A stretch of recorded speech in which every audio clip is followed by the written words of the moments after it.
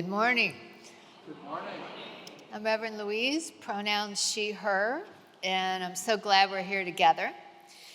We gather today with a new March theme, fearlessness.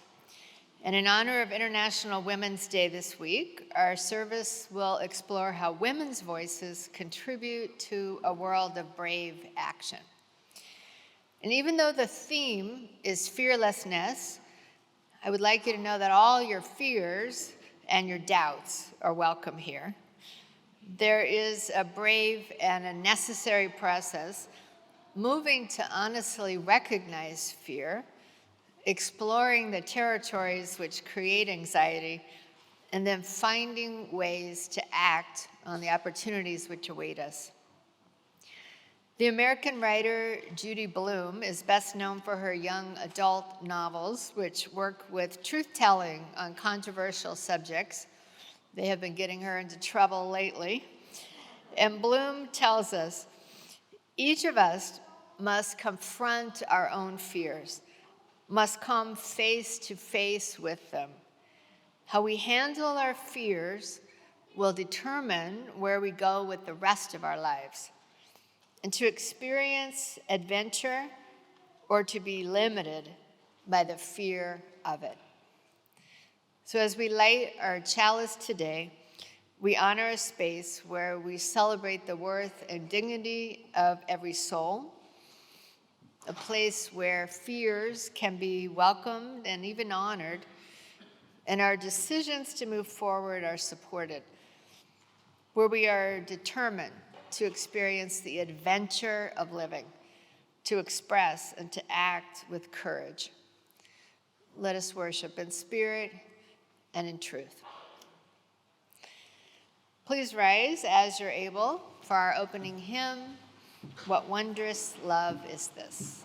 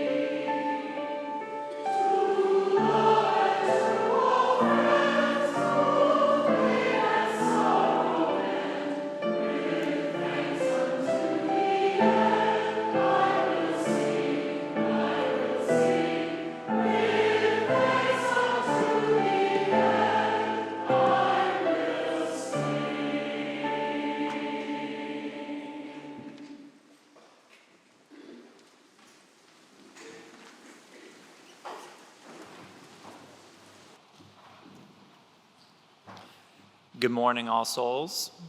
Good morning. That was good. We don't need a redo on that one. That was pretty good.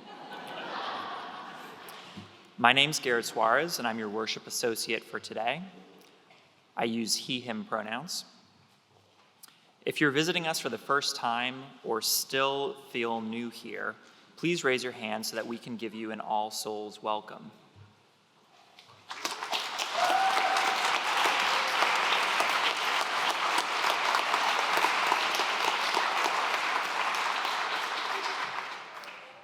Our weekly email bulletin is a great way to find out the latest news.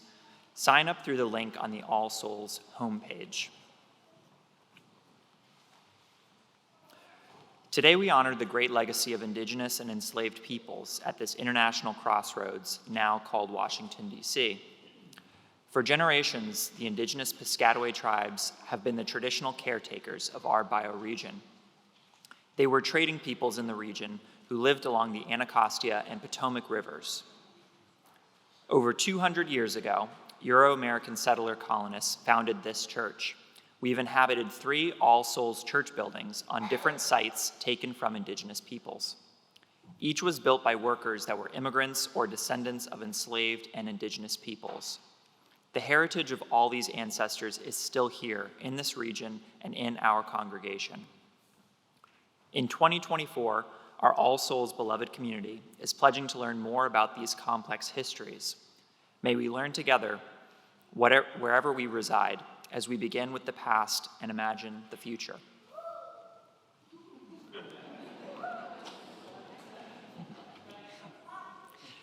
Now I invite you to greet one another. On Zoom, go to the gallery view and turn your cameras on, if willing and able. In the sanctuary, feel free to get up and move around as you are comfortable. Let's take some time to say hello.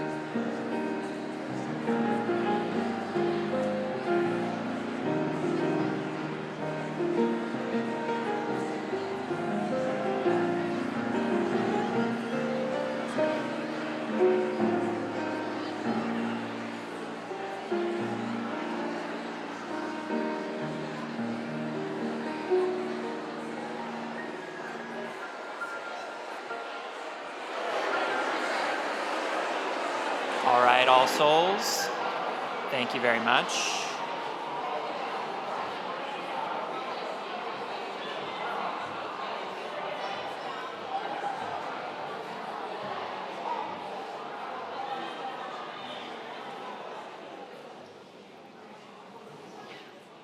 All right, everybody, feel free to continue conversations after the service in Pierce Hall to your right.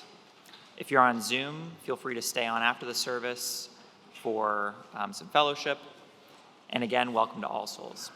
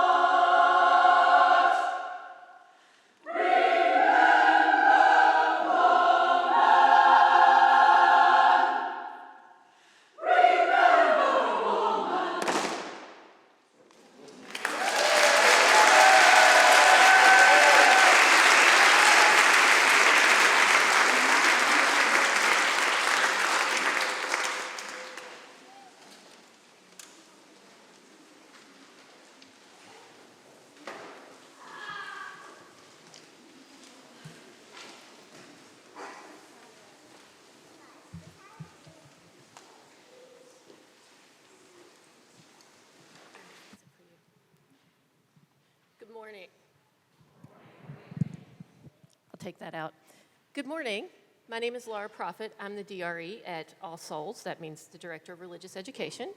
And our story for all ages today is going to be told by our narrators, Ella Vaughn and Henry. And you can see the pictures to the story right up on your screens. So I will let them get started. Enjoy.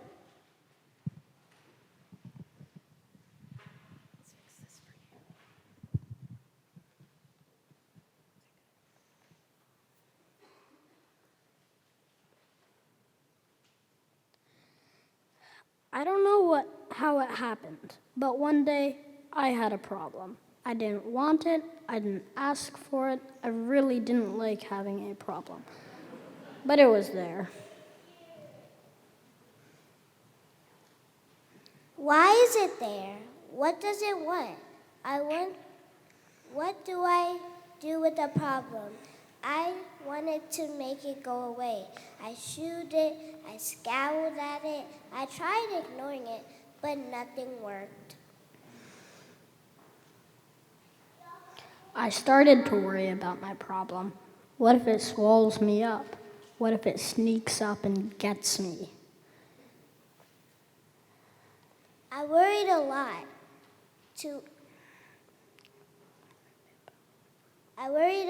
I worried about what would happen.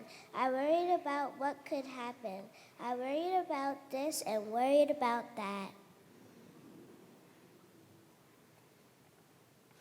And the more I worried, the bigger my problem became.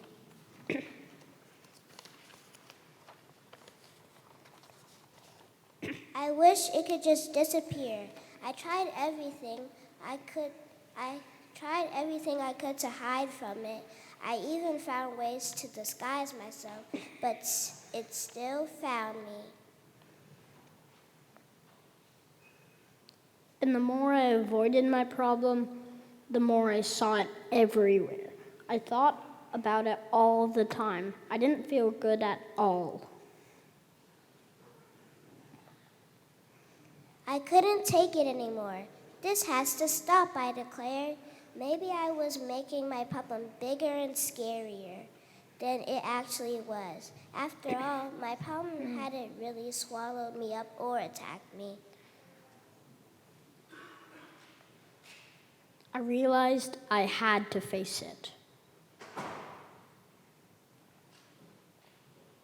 So even though I didn't want to, even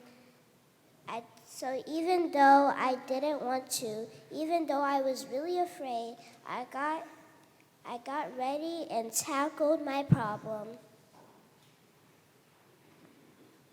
When I got face to face with it, I discovered something. My problem wasn't what I thought it was. I discovered it had something beautiful inside. My problem held an opportunity. It was an opportunity for me to learn, to grow, and to be brave, to do something. So now I see problems differently. I'm not afraid of them anymore because I know their secret. Every problem has an opportunity for something good. You just have to look for it.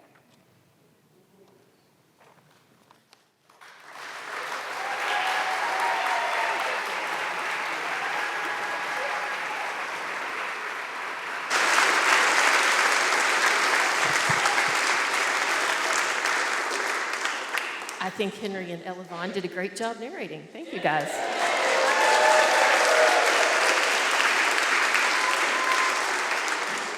So now it's time for RE participants to head to their RE classes. We're going to exit to your right this way.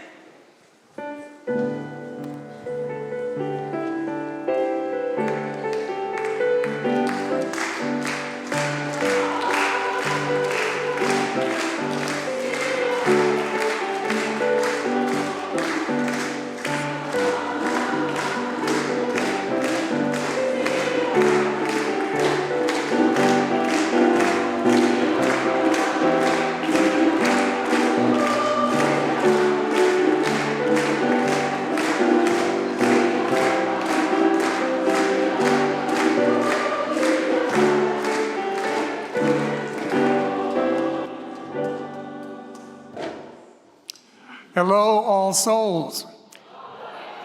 I'm Reverend Bill Sinkford. My pronouns are he and him.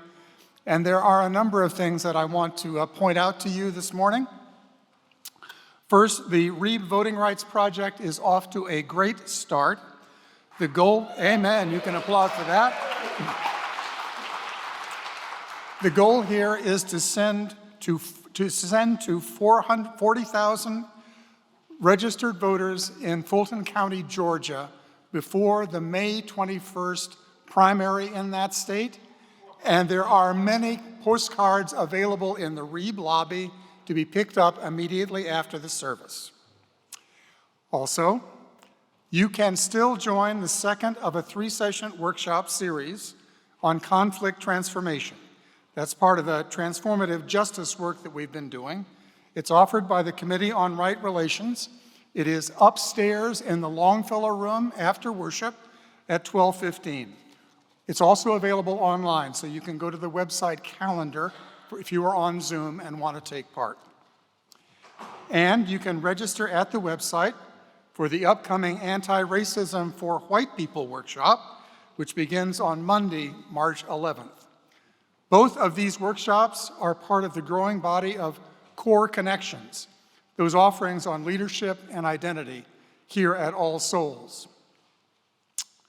The Leadership Development and Nominating Committee would also like to remind you that it is not too late for you to consider service on the Board of Trustees next year or the nominating committee itself.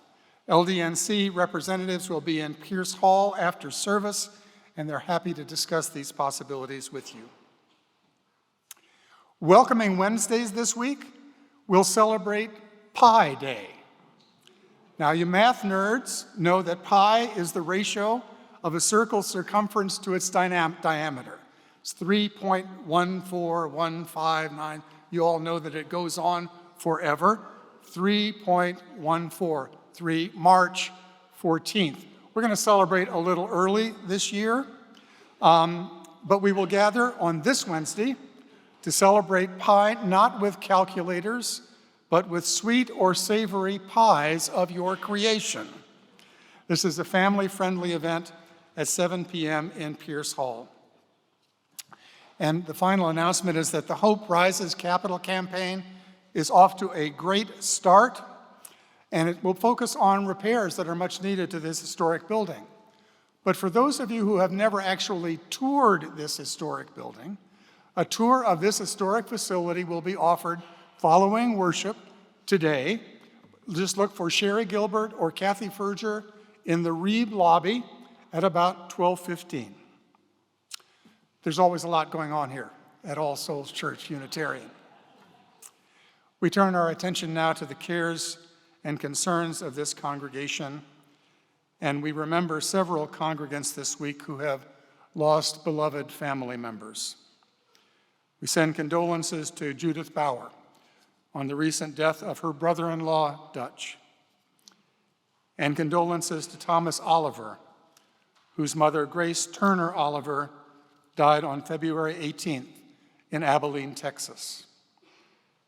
And finally, condolences also to Carol Collins and Andy Hackett on the death of Carol's Aunt Dorothy, who died on February 28th. We also want to remind you all that the celebration of life for Judy Lever will take place next Saturday, March 9th at 11 a.m. here in the sanctuary with a reception to follow. The Zoom link is available at the All Souls website. It will also be a hybrid service. I invite you now to speak the names of those you are holding with special care into the silence, or type those names into the chat.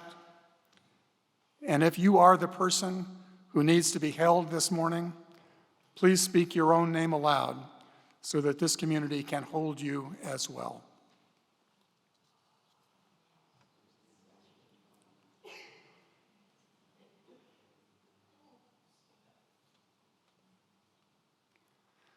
We hold all of those names spoken and all of those that we still hold in silence with special care on this morning. Will you pray with me now? Spirit of life and of love, great mystery at the heart of things. Be with us here in this physical sanctuary and in the virtual sanctuary where we also gather. Help us hold our hearts open to the possibility of spring. There is so much sadness and suffering in the world, and even in our lives. There is much to fear and much to mourn. We know that. May we not deny those truths, but may we know our hearts are big enough and strong enough to also hold hope. The hope that is beginning to rise around us in the earth, the promise that our power can be enough, our endurance can be enough, our love can be enough to live the way we want to live. Help us hold all of the loss and all of the leavings, but help us also hold all of the hope on this spring-like morning, in this sanctuary made holy by our lives, in this church called All Souls. Ashe and amen.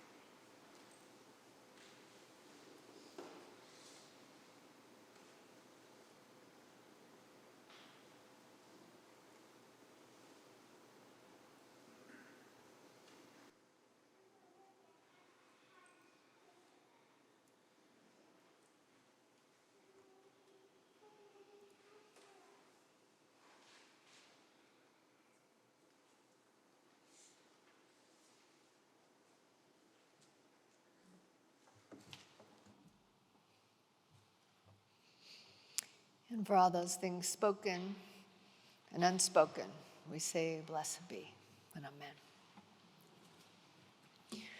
A few months ago, I was inspired by a piece of quilting art made by Georgia Ewan and a talk that she gave about it at a museum, telling a compelling story.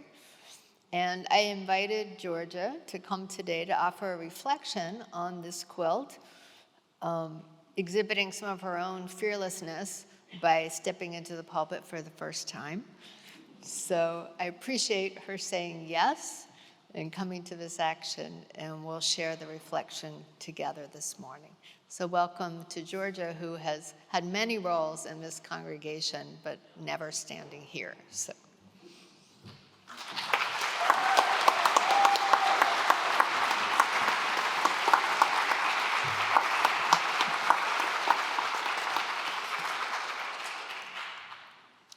Thank you so much. Good morning.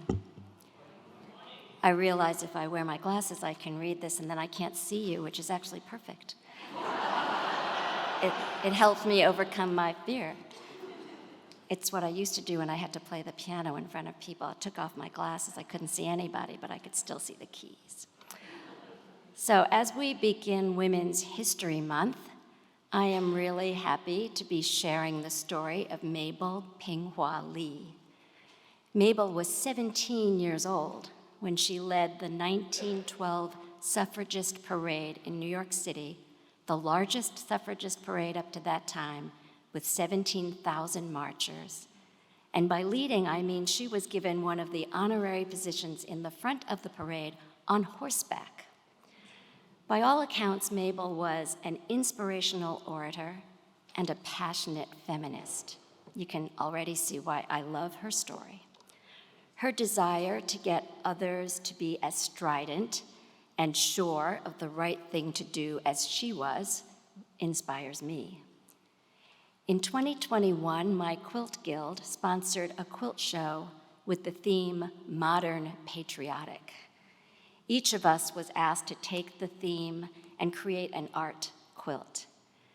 The United States had just celebrated the 100th anniversary of the passage of the 19th Amendment, which I hope you all know is the right to vote for women. And we had been through a year that included a polarizing presidential election and the murder of 6 Asian women in Atlanta. Filled with reactions to these events, I knew that Modern Patriotic, for me, had to be about women voting and about shedding light on anti-Asian violence in the United States. Voting for me is an act of patriotism. When you are constantly identified by others, as I am, as coming from another country, it is really hard to define patriotism as belonging to this place. My parents taught me that voting in elections is fundamental to being and for them becoming an American. And so patriotism for me is synonymous with voting. Mabel very clearly saw her internal spiritual grounding and her feminism as caught up in creating a country that would see women as equals, with voting as the path to equality. To understand what Mabel and I share, imagine being born into a country in upheaval. The government is weak. The colonial powers of the day have divided up your major seaport and weakened its citizens by creating an opium addiction akin to the opioid addiction that we see in the United States today. The country has fought and lost 2 wars with colonial powers of the world trying to stop the opium trade. The emperor is about to be toppled.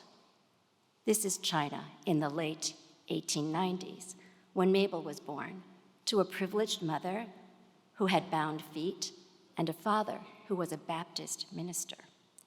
My parents were born in 1918, when the Chinese Republic was very young, and the legacy of this history shaped my parents in the way that it shaped Mabel. Mabel was taught by Christian missionaries, as were both of my parents. Mabel was literate in English and well prepared to earn a Boxer Indemnity Scholarship, allowing her to study in the United States. She graduated from Barnard College and was the first Chinese woman to earn a PhD in economics from Columbia University. My mother started her studies at New York University and graduated from Dubuque College in Iowa. That's a big story. And my father received his MBA from New York University in 1939. Mabel's fervor for the rights of women is captured in this quote from a paper she wrote for a Chinese student association entitled China's Submerged Half. I really like that title. And she was an orator, and I will not do justice to the reading of this, but I try to hear her voice. The neglect and indifference to women's welfare in the past must be remedied.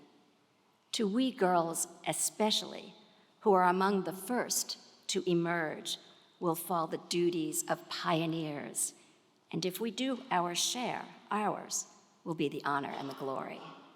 The welfare of China, and possibly its very existence as an independent nation, depends on rendering tardy justice to its womankind. In the fierce struggle for existence among the nations, that nation is badly handicapped, which leaves undeveloped one half of its intellectual and moral resources. I'll remind you, she wrote this when she was 19. The quilt I made is known as Let Them Vote. It features what has become my favorite phrase from the suffrage movement: women, bring all voters into the world. Let them vote. Mabel and her story are sewn into the middle of the flag to disrupt the flag, to force the viewer to see plainly that non-white women were significant voices in the fight for the right to vote in the United States. The fabrics in this quilt also have significance, and I can talk more about that after the service for those of you who are interested, so stick around. Women did finally win the battle for the vote in 1920. Mabel, however, was Chinese. The Chinese people, and by this I mean anyone of Chinese ancestry, were denied entry to the United States beginning in 1882, coming from any port, not just China. This law persisted until 1943. During this period, when the Chinese Exclusion Act was law, Chinese people were not able to become citizens. If you're curious about why Mabel was allowed to enter in the first place, you'll also have to join me after the service. We do not know if Mabel became a citizen of the United States or exercised the right to vote. She remained in New York's Chinatown, founded the Chinese Christian Center, and managed it until her death in 1966. In 2018, the United States Post Office in Chinatown was named after her. For me, Mabel's story is the story of so many Chinese people who made the United States home during an era spanning nearly 7 years of exclusion and hatred by the federal government and the American people. Despite being barred from citizenship, Mabel and so many others participated in the shaping of our democracy, and in her case, in fighting for a woman's right to vote. Thank you.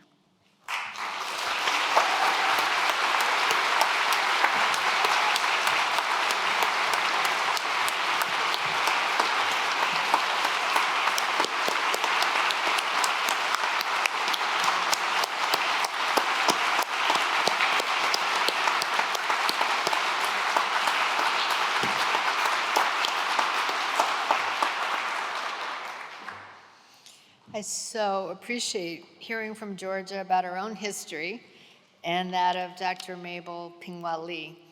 And I'm thankful that she said yes to speaking today. Dr. Lee's story is that of a woman working bravely to make big change in her own time of limits. And this has been the experience of millions of women and immigrants over centuries and to this very day, as we know. To see both the stark reality and the tremendous achievement in her one distinct life story is powerful. And I hope you will hear more from Georgia in the sanctuary after the service at noon. She'll be talking about her quilt, which is present on the side here, and saying more about her experience of making it. I thank you for her warm welcome. And as I reflected on Mabel Pingwali's life, I saw these strong decision points which come when we feel the fear and do it anyway, as the saying goes.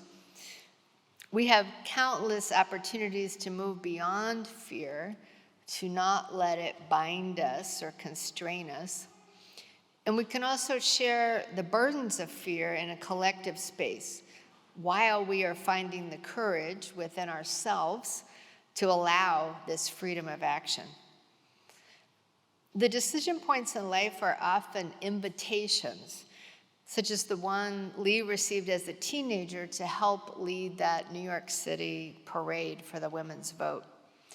And there are more choices she made, decision points around study and work, community and faith, and for the benefit of a country that refused to fully welcome her presence. Surely she felt some fear along the way, and yet she courageously used her gifts over and over again. In working for voting rights, in her field of economics, and creating a community center in Chinatown in New York City. Mabel Pingwali created this space for who she was and what she wanted others to become in spite of the constraints of misogyny and racism. Those decision points take an ongoing bravery. And a profound poem on the crucial inner set of choices we must face is A Litany of Survival by Dr. Audre Lorde. A Black queer writer and professor in the 1970s, 80s, and 90s, Lorde used her strong voice as a call to action for many, myself included in that time. And in an online biography I was looking at yesterday, I saw her photo standing next to a chalkboard where she had written, "Women are powerful and dangerous." And Audre Lorde was just that, precisely because she encountered her fears and kept taking steps to create those new worlds every day. So I wanted to add her bold voice into the mix this morning in her famous poem, one of the best exhortations to fearlessness that I know. This is A Litany for Survival. For those of us who live at the shoreline, standing upon the constant edges of decision, crucial and alone. For those of us who cannot indulge the passing dreams of choice, who love in doorways coming and going in the hours between dawns, looking inward and outward, at once before and after, seeking a now that can breed futures like bread in our children's mouths, so their dreams will not reflect the death of ours. For those of us who were imprinted with fear, like a faint line in the center of our foreheads, learning to be afraid with our mother's milk. For by this weapon, this illusion of some safety to be found, the heavy-footed hope to silence us. For all of us, this instant and this triumph, we were never meant to survive. And when the sun rises, we are afraid it might not remain. And when the sun sets, we are afraid it might not rise in the morning.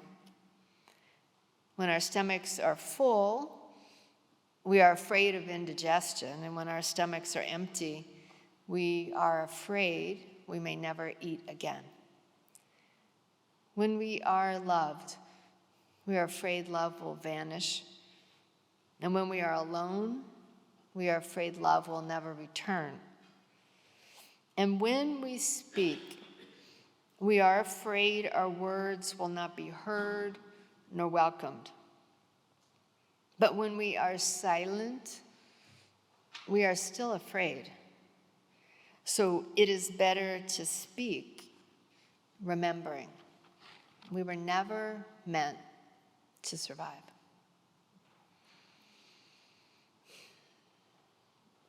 Many of us are at the shorelines right now, in some constant edges of decision, as Lord says.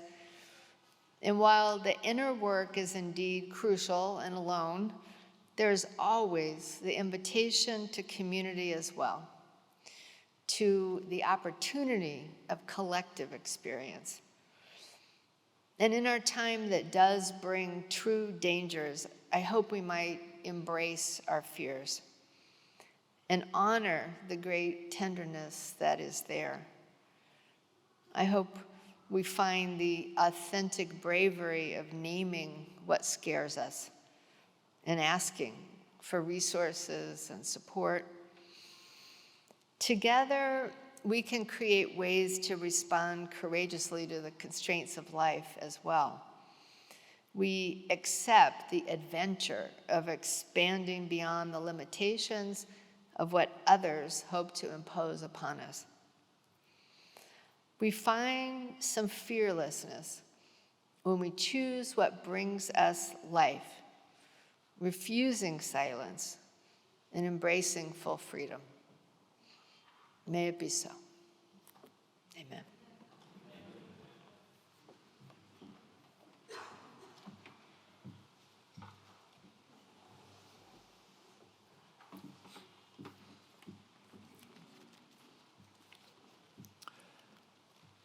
This week, I was reflecting on our theme of fearlessness and how it relates to my favorite virtue, courage.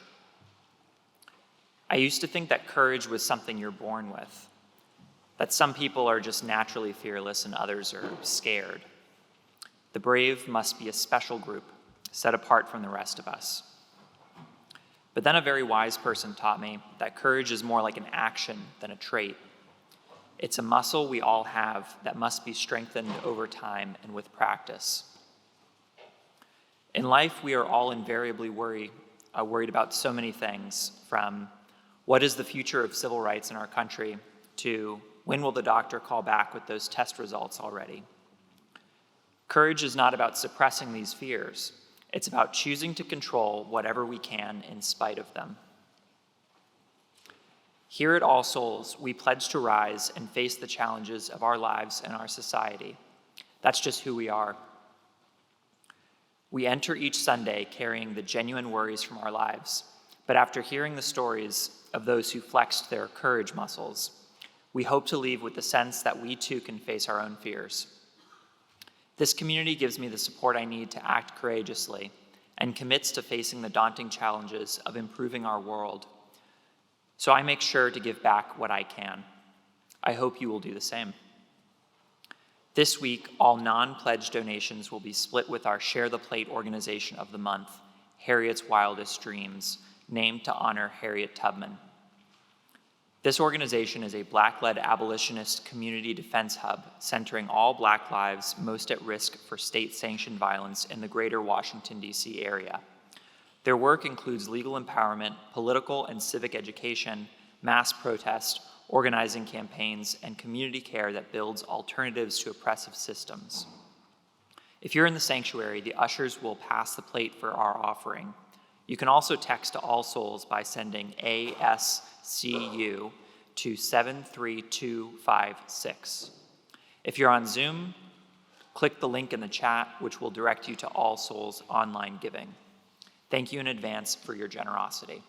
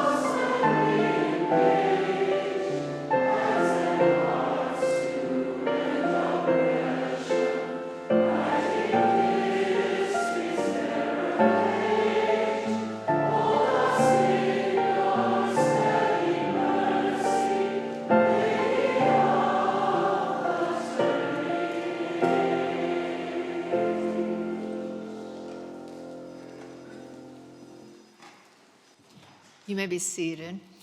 Just want to give two more thank yous to our ASL interpreter, who also is here for the first time, Sean Flo.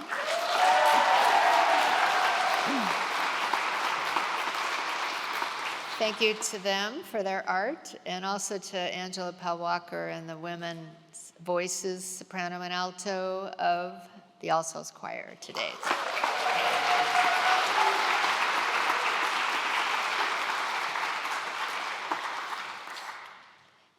For every brave action that we see in the world, there has usually been a time of interior choice, a wrestling with fear, and an anxiety about the decision points that loom.